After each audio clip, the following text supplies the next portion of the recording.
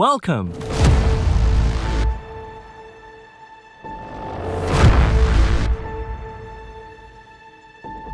আসসালামু আলাইকুম এভরিওয়ান, আমি রুহুল আমিন।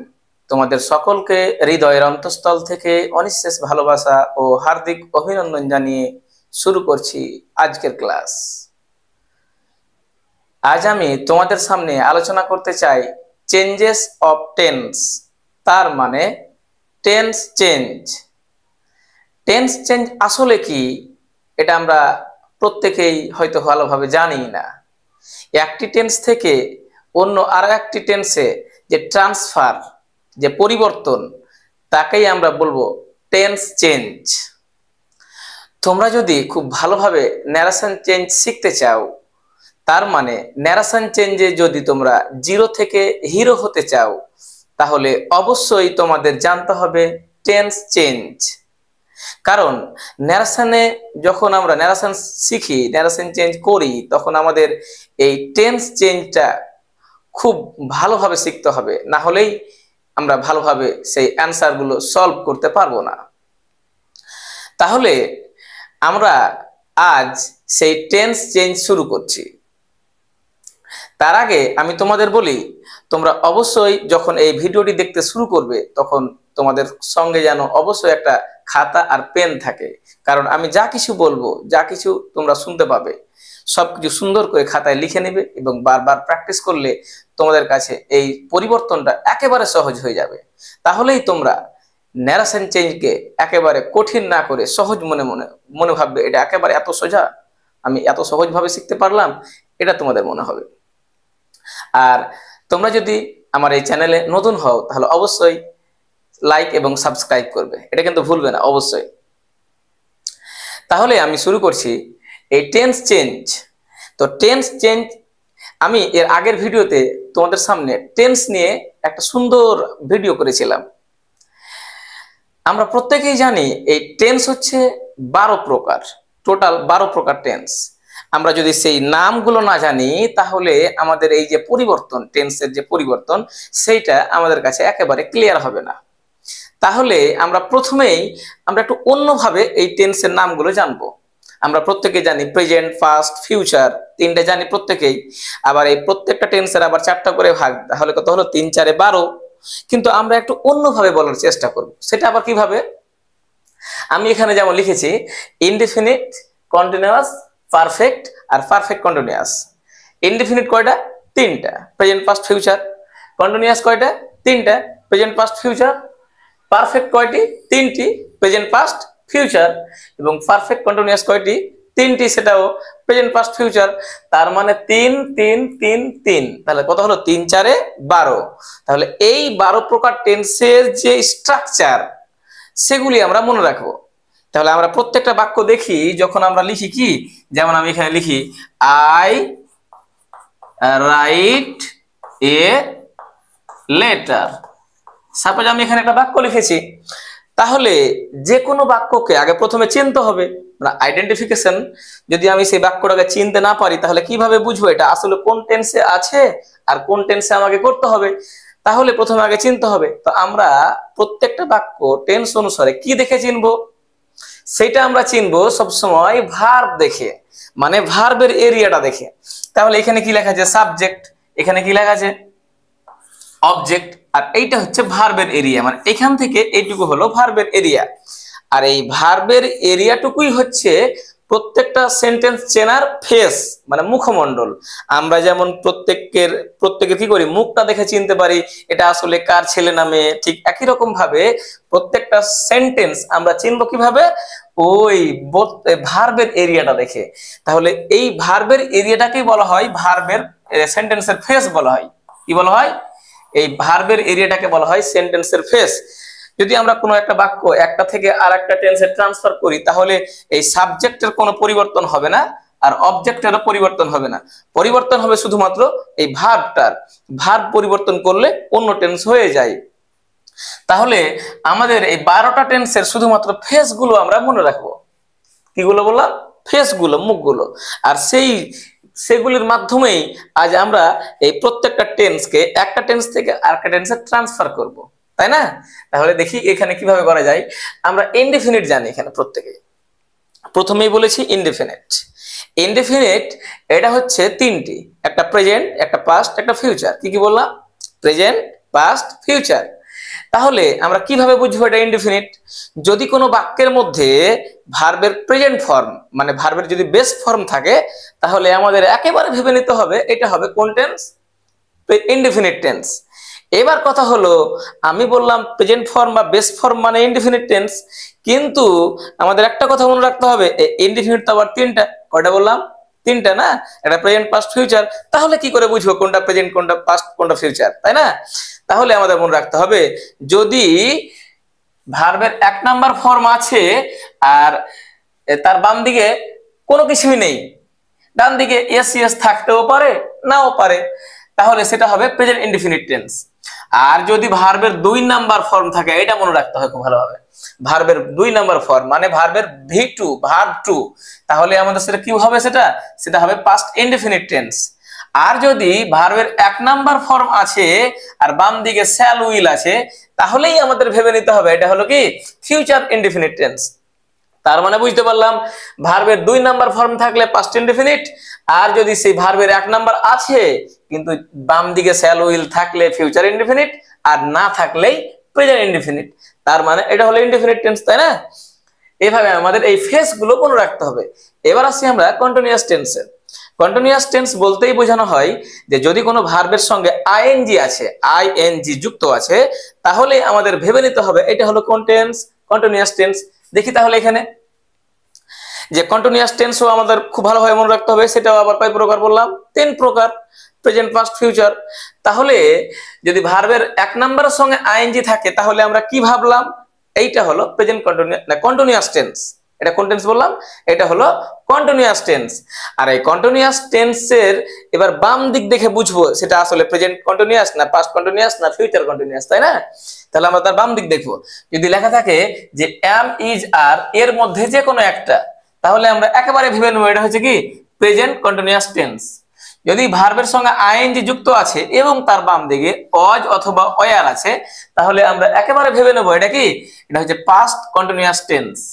আর যদি ভার্বের এক নম্বরের সঙ্গে আইএনজি যুক্ত আছে কিন্তু তার বাম দিকে দেখছি হয় শ্যাল বি অথবা উইল বি আছে, তখনই আমরা ভেবে নিলাম কি? এইটা হলো ফিউচার কন্টিনিউয়াস টেন্স। তার মানে ভার্বের এক নম্বরের সঙ্গে আইএনজি থাকলেই সেটা হয় কন্টিনিউয়াস টেন্স। এবার কোনটা কোন কন্টিনিউয়াস সেটা আমরা চিনবো কিভাবে? তার বাম দিকের অক্সিলারি ভার্ব দেখে, তাই না? বাম দিকে যদি থাকে অ্যামিজার তাহলে প্রেজেন্ট কন্টিনিউয়াস, বাম দিকে থাকে যদি ওয়াজ ওয়ার তাহলে পাস্ট কন্টিনিউয়াস, বাম দিকে যদি থাকে শ্যাল বি অথবা উইল বি তাহলে হলো ফিউচার কন্টিনিউয়াস। এইবার আমরা একটু জেনে নেব পারফেক্ট টেন্স সম্পর্কে। আমাদের খুব ভালোভাবে জানা উচিত যে যদি কোনো সেন্টেন্সের মধ্যে ভার্বের পাস্ট পার্টিসিপল ফর্ম তার মানে ভার্ব 3 থাকে, আর ভার্ব 3 থাকলেই আমাদের একেবারে চোখ বন্ধ করে ভেবে নিতে হবে এটা হলো কোন টেন্স? Perfect tense. কি বললাম? ভার্বের 3 নাম্বার ফর্ম মানে ভার্বের পাস্ট পার্টিসিপল ফর্ম যদি কোনো একটা বাক্যের মধ্যে থাকে, তাহলে আমরা কি ভাববো এটা কোন টেন্স? সেটা হচ্ছে পারফেক্ট টেন্স।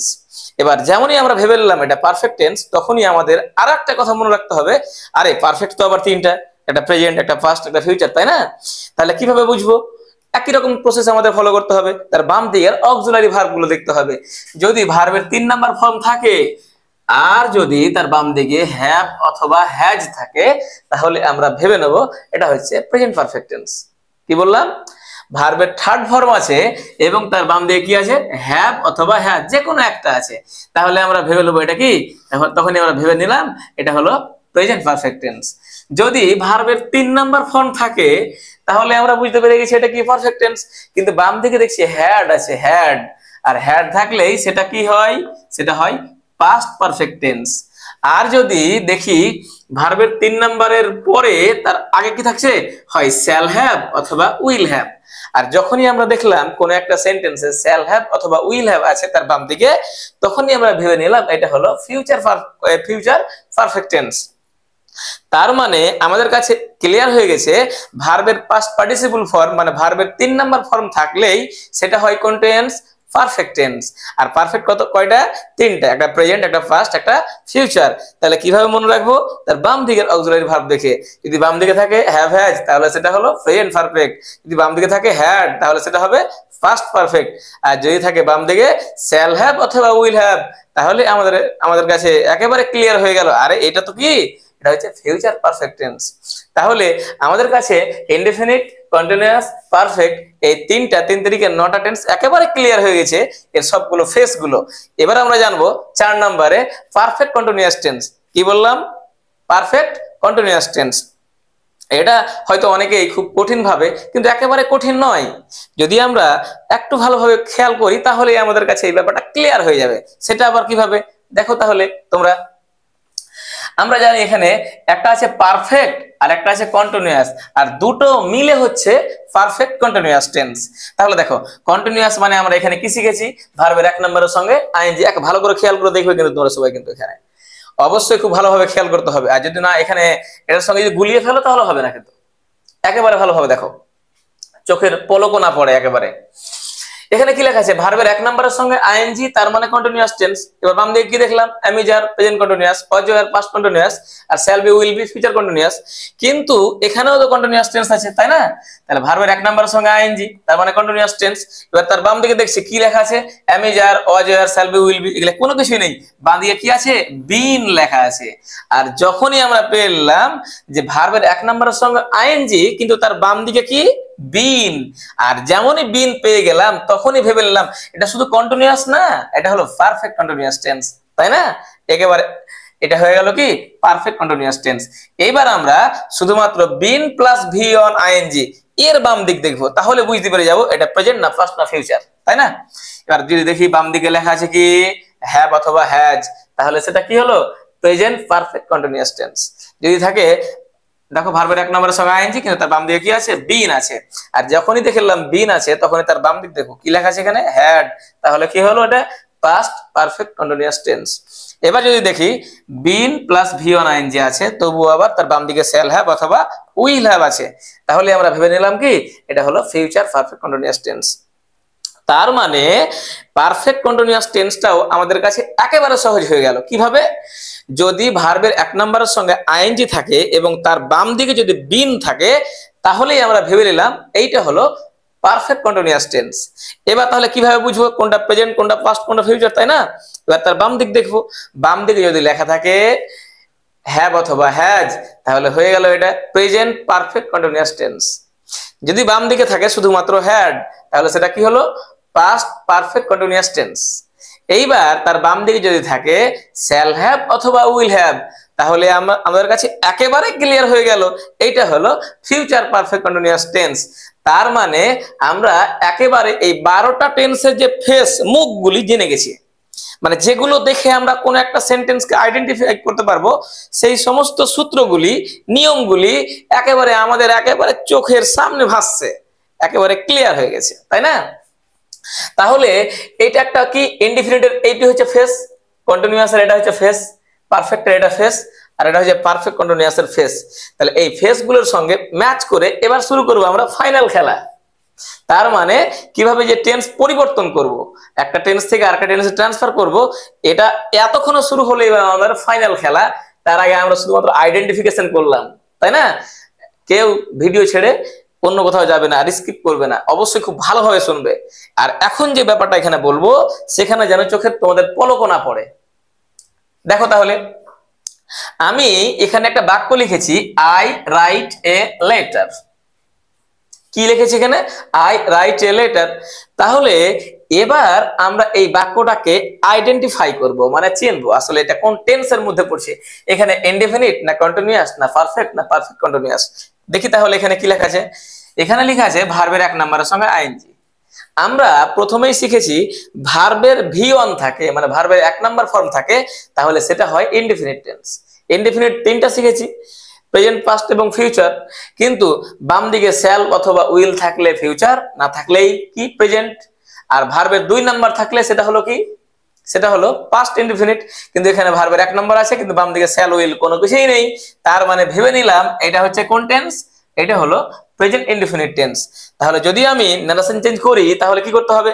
প্রেজেন্ট ইনডিফিনিট থাকলে সেটা কি করতে হয়, পাস্ট ইনডিফিনিট করতে হয়। তাহলে পরিবর্তন করতে হলো, তাহলে পরিবর্তন করলে আমাদের কি করতে হবে, এই সাবজেক্ট এবং অবজেক্টের কোনো পরিবর্তন হবে না, শুধুমাত্র এই ভার্বটার পরিবর্তন করলেই একটা টেন্স থেকে আরেকটা টেন্সে যে ট্রান্সফার, যে পরিবর্তন, সেটা একেবারে ক্লিয়ার হয়ে যাবে।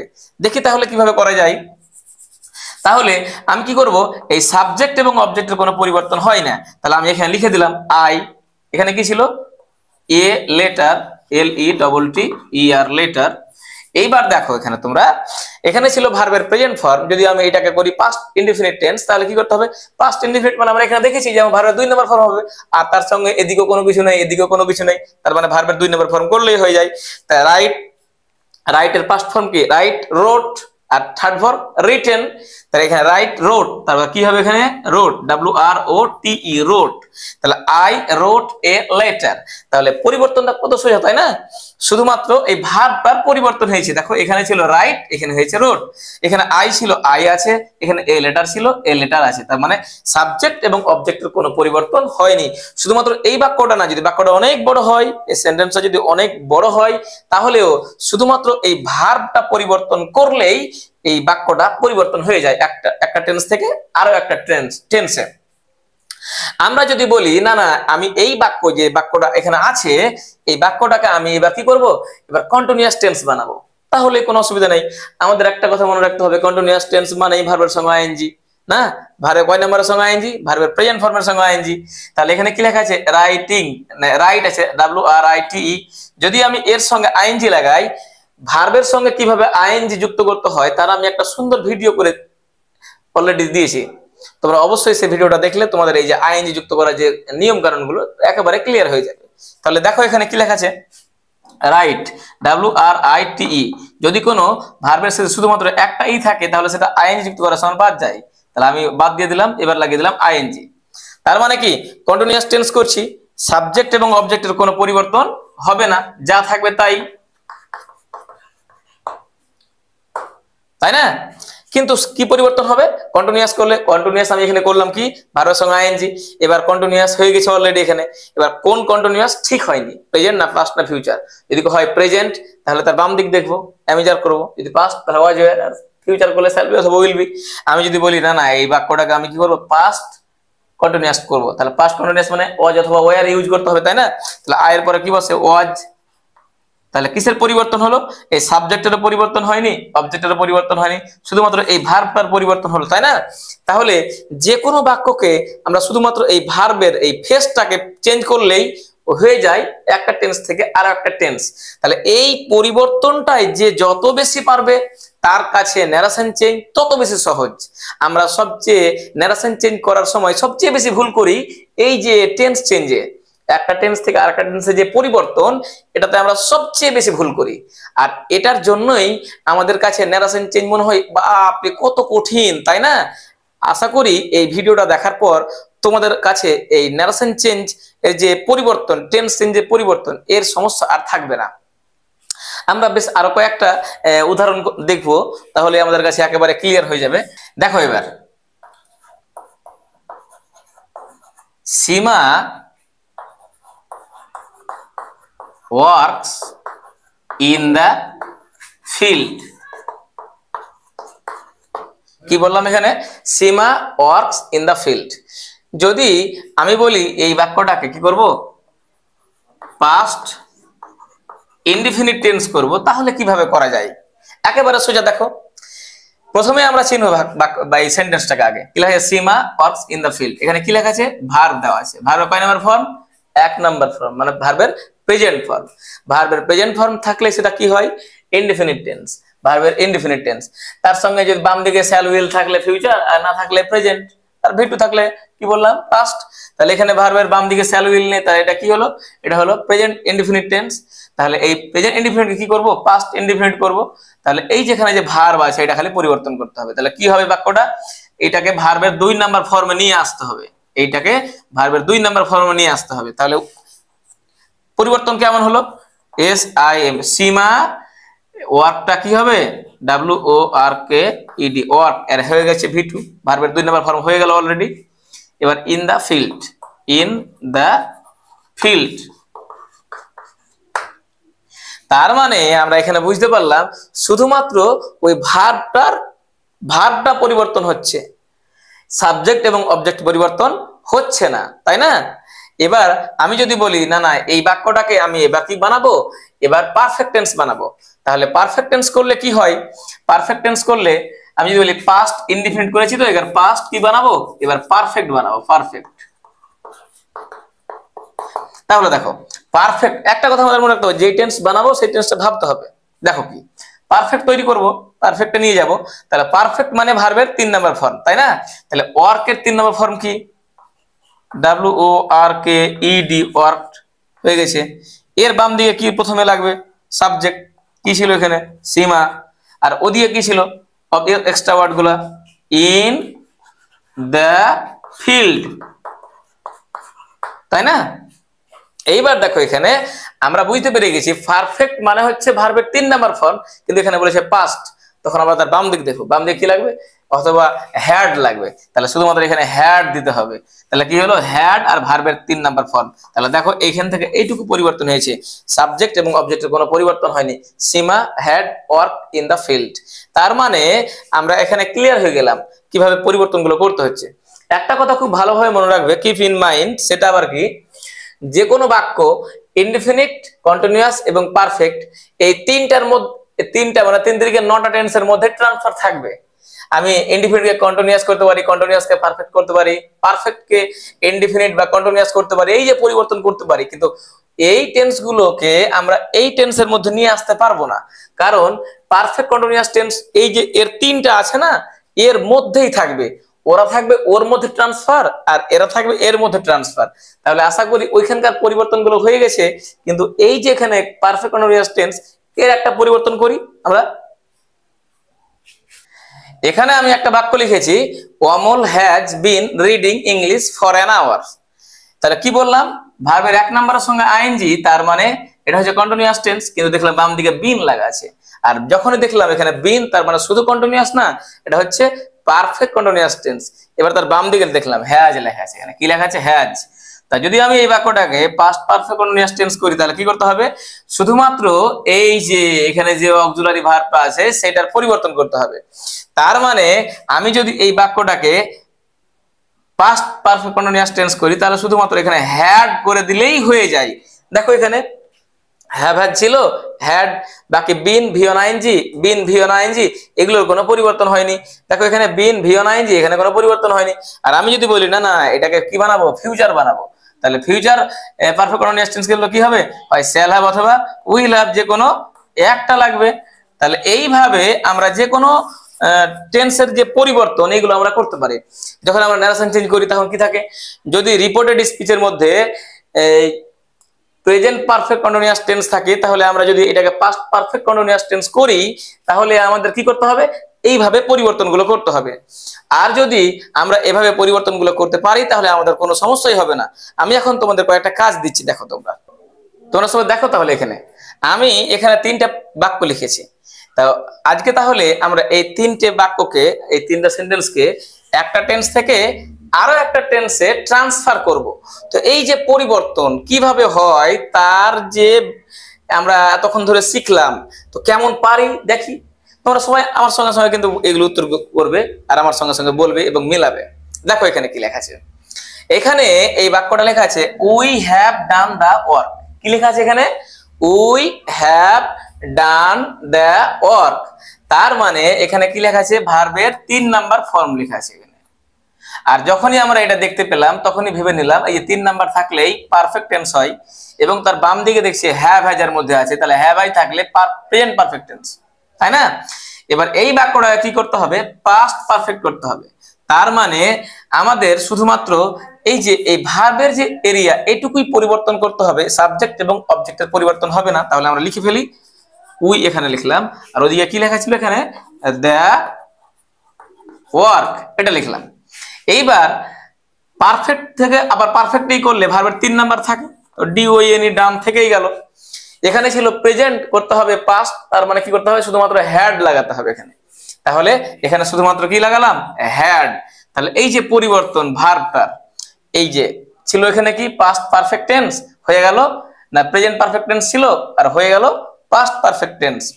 তাহলে এই যে পরিবর্তন এখানে হলো আমরা এভাবে করেছি, তোমরা ঠিক করেছো? তোমাদের দেখো এর সঙ্গে মিলিয়ে দাও, এবার এটাও মিলাও তোমরা। আবার এখানে লেখা আছে ভার্বের 1 নাম্বার ফর্ম। আমরা কি বলেছি? ভার্বের 1 নাম্বার থাকলেই ইনডিফিনিট হয়, কিন্তু বাম দিকে শ্যাল উইল থাকলে ফিউচার ইনডিফিনিট, না থাকলে প্রেজেন্ট ইনডিফিনিট।